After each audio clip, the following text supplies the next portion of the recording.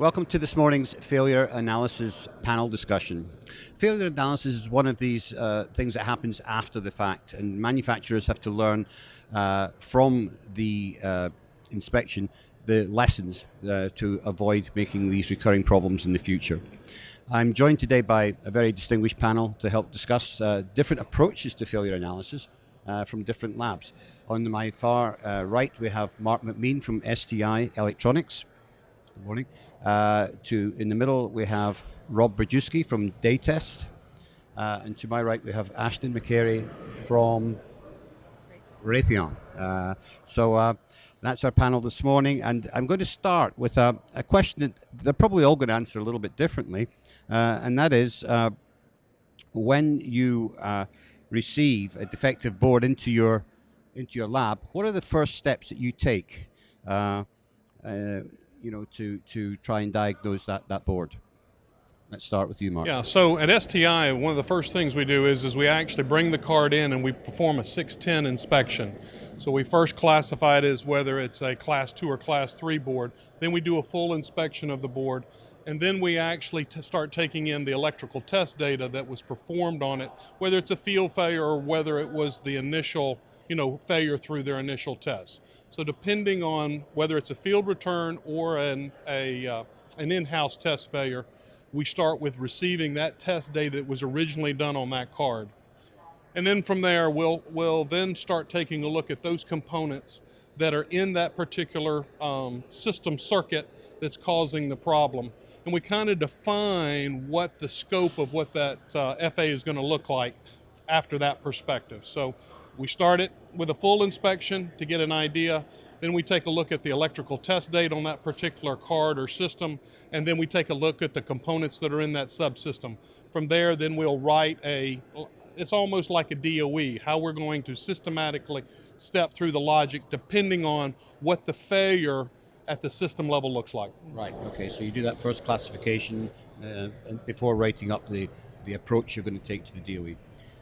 Rob, do you differ from that in any way? Slightly different, but slightly similar. We have two categories of customers. One, very similar, general failure, where they're able to provide failure data to us, but not necessarily much in the way of specificity as to which components are failing. The second category, the customer is very specific, where they've invested some of their own time on the bench doing initial troubleshooting, and they've narrowed the failures down to a device or devices, and sometimes even down to the individual pin level, where, for example, they're looking at an FPGA that has failed. The classic case where they press on it and apply power, and it works. When they relieve it of power, it fails. Sometimes they're able to say, limit your search on this device to pins A1 through A8, ignore the rest, and from there we can then focus in and use the technologies that we have to see whether it's a crack, void, head and pillow, cold joint, insufficient solder, whatever the case may be. Right, well that obviously makes the job a lot easier for you when they do a lot of the initial work and just focusing onto the area of the difficult one is when the customer simply comes to you and says it failed. Exactly right. And we charge by the hour for our services, so I will then tell the customer, I'd love to help you, and when we're done, we're going to charge you a boatload of money, which will make us happy. However, if we come up with inconclusive results, you're not going to be happy with us. So if we can narrow our search to whatever you're able to define, however trivial you may think it may be significant to us. So tell us all you know, and that will help us pinpoint what we're trying to look for. Right. Now, Ashton, Raytheon obviously does a lot of military work. So do you take a different approach to failures when they come back to you? Yes, so we're internal failure analysis lab. So when we get a failure, we ask a lot of questions. When the failure occurred, when did they notice it, what process step, and we have the benefit of being able to go into the factory to see how they're working on these circuit card assemblies. And not all of our failures are related to electrical failures. So some of it's due to improper materials used or improper soldering or which would be electrical, but then also adhesive failures and things like that, or mixing conformal coats improperly. So we'll look at their assembly instructions for the board that they're working on, and then we'll ask a lot of questions when they notice the failure occurred, and then we'll also document like crazy. So we'll take pictures of the board before we ever touch it, and then we'll think about, we have a team of electrical engineers, a physicist, a mechanical engineer, and then a couple of chemists and material scientists. We'll work as a team to kind of discuss the best approach of how we look into the failure. Right. Okay. So what about the operating environment, Mark? I mean, if it's a field failure, then I assume that's going to be pretty high on your list of questions. Where was it operating? Was it in a harsh environment? Was it right? Yeah, very good question. We start trying to understand the environment in which it was operating in and failed in, and it's really a forensics review. You're trying to get as much detail about its environment, how it was acting. Failure modes can come in all different forms and factors, such as, microfractures that propagate all the way through, corrosion, where we've left some unactivated flux residues that now allow voltage leakage and things of that nature, where we start dissolving some of the metal oxides and start allowing that to occur. So the idea is to really get as much information from the customer so that you can define that subject around that environment, and then start writing a real DOE to go after whatever the problem is. Right, okay. Rob, I mean, how much does do you also look at how it was manufactured? Is that something you actually look at as well? Yes, very definitely. We surprisingly take in many boards that were manufactured in China, and we ask a few of those basic questions about what the process was. And often to our consternation, we find out very little, if any, X-ray inspection was performed on the board, or maybe only the high-density components on the board were inspected at the production level. And what we end up doing, partly as a defensive measure in those instances, is we scan the entire board. Because in our experience, there is a tendency to assume in the case of failure that it's the BGA that failed, or it's the QFN that failed, or the highest density device on the board, or the connector. And frequently, again, in our experience, we find it elsewhere on the board. Right, that's interesting. Okay. Ashton, is miniaturization, because things are getting smaller all the time. We're having to pack more electronics into tighter spaces. Is that having an impact on the number of failures you're seeing coming into your lab? Yes, actually, with the miniaturization. So I'm a chemist, so a lot of the failures that I analyze are due to chemical-related failures. So with the miniaturization, contamination seems to be a bigger problem. You have components that are closer together, so it creates different paths that you don't want. Excuse me. And then also, so for wire bond pads, a spit droplet can cover an entire wire bond pad and create an adhesion failure. And so yes, definitely. Right, okay. So I mean, what percentage of failures are thermally related due to poor design, and what percentage are caused by harsh environments? I'll start with that one. Harsh environments create really unique situations on the electronics as they're built. So depending on the bond lines and the bond thickness between the thermal planes and how the thermal lug on the component to the thermal plane on the board design can play a large factor, especially as the components are getting smaller and the wattages are going back up. The other side of that equation is that harsh environments also create a unique situation where the flux residues, if they're left on the board, can become problematic. That is, at the higher temperature, especially under automotive under hood type applications, that becomes a real challenge, because you've got to make sure that when you encapsulate them or underfill them, that you don't trap any other residues underneath them. Right. Because at those temperatures, that becomes the medium for electrochemical migration. Mm-hmm. So the harsh environments really can play a different type of perspective on on the electronics itself, and it takes a different mindset. We see all kinds of unique failure mechanisms when you start raising the temperature under devices because of the environment and not properly cleaned underneath the component. Right, right. I mean, cleaning is such a big issue these days, Rob.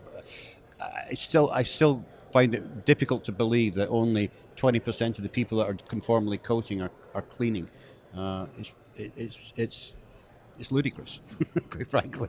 Not only that, but so-called no clean processes impose certain problems unique to themselves. We do various types of electrical testing, and often we have to deal with boards that came out of a no clean process, and we've got a residue to penetrate. And when you're testing with a flying probe tester, trying to drive a probe through what is essentially chewing gum for descriptive purposes makes it very difficult. The troubleshooting time on a board like that, where you will get literally hundreds of false opens on a large card, can be days, if not weeks. And that's a case where I often go to the customer and say, again, before we do this and before you get a substantial bill, you need to understand what we're up against here. And you can either take this back and perform a thorough cleaning, or we're going to slog through it, but you're going to suffer the consequences of that when we're done. Yeah. So I'm guessing cleaning is a given with the sort of things that you're building, Ashton.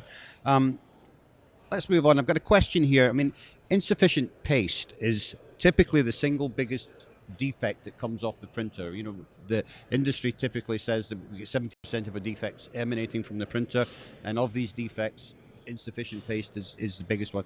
Does that translate into some of the findings that you have in the lab? Not with the failures that I've worked with. I'm sure it is a problem that would be something our electrical engineers would catch more so. Okay. Do you have a view on that? Yeah.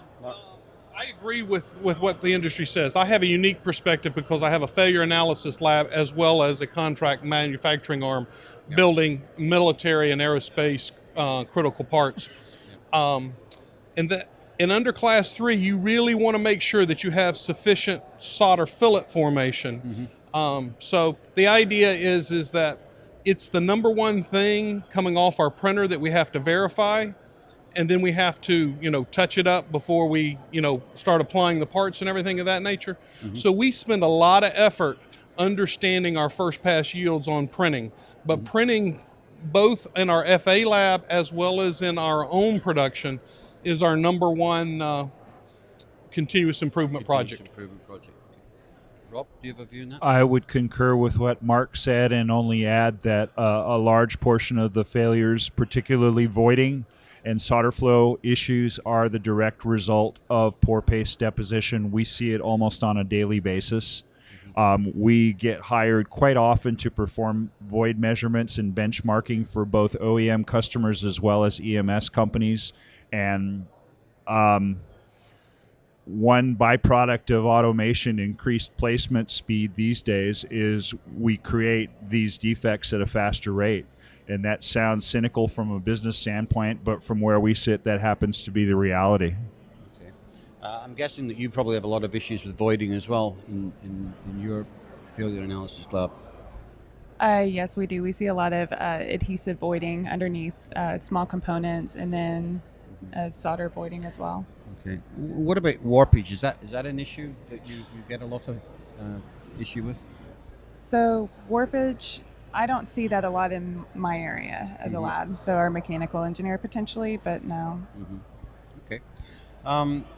So let me move on a little bit. I mean, I want to ask how effective you think that the current IPC design guidelines are, and what would you do to improve them? Yeah, I believe that if we can get both the IPC design guidelines, which are our system designers, and the manufacturing process engineers to start talking and actually start moving in a conversation that allows us to address both sides. It's too easy for a designer to design a board and it just works, right? Because in his mind, he's got all the system and electrical objectives onto the board and it's working. So his component placements, he doesn't want to change because that's his baby. He's designed it and it works electrically. not all system design boards can be manufactured as reliably as others. So if we could improve the communication between the IPC guidelines and the manufacturing guidelines and co-blend those in the future, especially as density and the miniaturization drives to a smaller form factor, we'll be able to build a more reliable board. Right. And that's the biggest challenge, because too many times the system is designed, it gets thrown to manufacturing before they get time to work it to say, hey, this is a really tight, complex area. If we could relay that, we could have better yields, we can have better reliability. But too many times you start with the system already designed, and then the process guy gets it, and then all of a sudden you say, hey, quality reliability engineer, how do I make sure that lot to lot and my long-term reliability meets the system objective? And that is a real challenge, and my hope is that over the coming years, as we shrink the density board factors, that we actually start blending those two and those three together to better have guidelines that allow us to build boards that are easier to manufacture, thus giving us higher degree of reliability. Right. Well, I mean, what you were talking about there is really designed for manufacturing, which we've been asking for, looking to close that loop for Exactly, for but it years. needs to be at the beginning before you get locked in on the system design. Right, but I mean, I think what's happening with this new smart factory initiative that's permeating is that the software is going to literally be closing that loop through through some of the new software systems that are coming out from companies like Siemens and. That is the dream, that is the hope, and Right. we hope that actually comes full fruition Right. over these coming years. You're Right. exactly right, Trevor. And once you get to the DFM level, then you can start to look at doing design for cleaning and then design for test. So you can actually put various different initiatives into it and really build it out into something fairly robust. I would add two comments to that. One, the 900-pound gorilla in the room, in my opinion, is DFR, which is designed for reliability.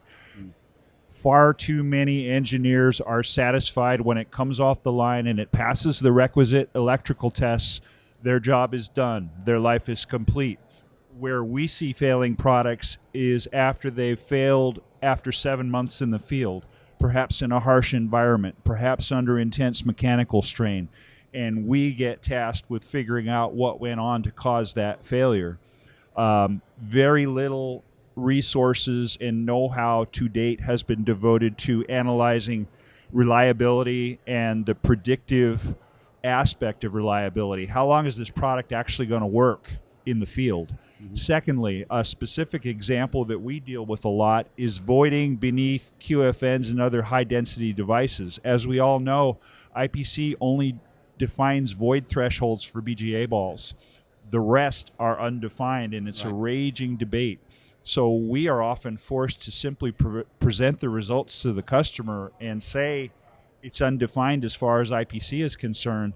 You need to work with your OEM or your CM, as the case may be, and determine whether this is suitable for your performance requirements in the field. All we can do is present the data, and then they have to act on it. So are you saying that IPC guidelines on voiding only relates to the volume of the void and not the location of the void and the amount of connection it has with the interface? Primarily, yes, and specifically with BGA balls. They have not defined it for thermal pads beneath other devices yet, like QFNs, for example. So all that we can do, He's exactly right. all that we can do is measure it, provide the data to the customer. If we're asked our opinion, we can offer an opinion, and then they have to decide if those results are going to achieve what they want for system performance. We can't make that decision for them. Let me add one quick note to Robert. Robert's making the perfect example.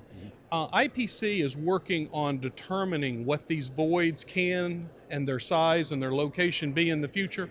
But today, as Robert has just said, it is being decided by the CM and the end customer, whoever that may be, to discern that. So in some cases, I'm getting specs pushed down to us to manufacture that says it's got to be 90% filled with only 10% voids. Right. Okay, and that void then has to be of a certain size. I can have two, but I can't have this one large one. So some customers are taking a very conservative approach because we don't have the guidelines yet. There's some ongoing studies right now that are going on in the industry to collect the data to address the perfect analogy that Robert brought up. But the thing is, in the interim, with no guidance, that's left up to the customer and the CM to say it. So in some cases, we can see 90%, 80%, 70%. And then you have the flip side, the guy that says, hey, I don't care. I'll accept 40%. Right. Now, as a lab, I have a problem when we start, making that, because remember, the whole intent of that big thermal pad was the thermal transfer, down to the plane. You start having 40% voiding, You've got an issue. you start having a thermal potential issue. Yeah. So in some cases, we're forced to go back and do thermal analysis. But a very good point. Yeah. Ashton, do the current IPC guidelines meet your requirements, or do you have to write a lot of internal additional guidelines?